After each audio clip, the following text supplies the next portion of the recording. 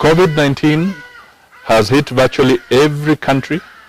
There are no international good Samaritans to turn to for support.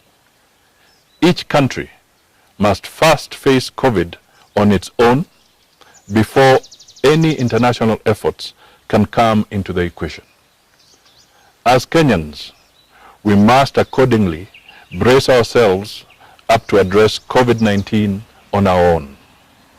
This includes addressing our economic survival and social need forward-looking strategies towards a restored, stable, and robust national economy.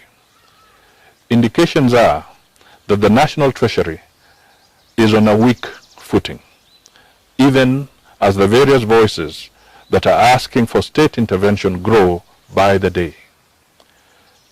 In point of fact, we are approaching a complete shutdown, whether we recognize this or not. And there could be merit in a deliberate shutdown. If Kenyans should continue being casual about this deadly virus, it is very disappointing to see our people treat very frivolously the instructions from the government. Perhaps the best way ahead now is for President Uhuru Kenyatta to order a periodized shutdown. This will most likely wake us up to the harsh realities of the mortal dangers that our conduct is exposing us. Citizens also need support in access to water, both for health purposes and as an essential nutritional need. In the same docket are steady supplies of electricity and paraffin for cooking purposes. I have previously addressed the need for cushioning both house renters and landlords. A crisis or even a shutdown law may need to be urgently enacted for this purpose, with the possibility of tax accruals where landlords and banks will be obliged to extend such relief to some degree of traveling remains inevitable, regardless that the country is shutting down or that it will be shut down. People must still travel to find food. They need to find health care and to find other essentials. The necessary measures that have been introduced to minimize the chances of spreading the virus through public transport come with challenges. One of these is cost, both for the commuter and the owner of the transport. There is need to look at taxation on petroleum products afresh in order to give Kenyans some level of relief.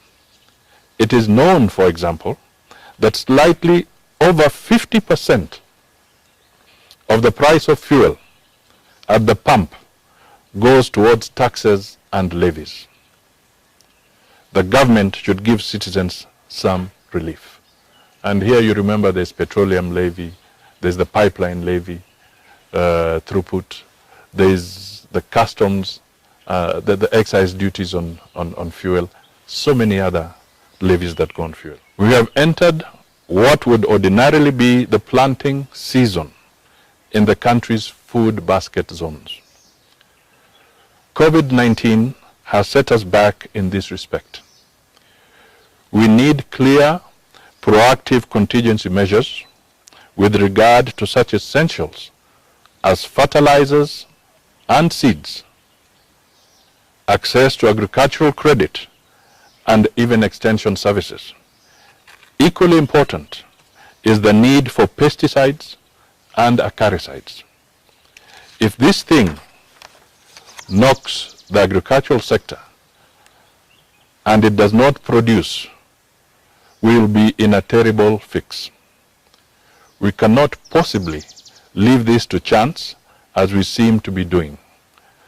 Going forward, Kenya needs a clear plan on how to secure agriculture and food for tomorrow, basically food security, by taking care of our farming sector despite the reality that is COVID-19.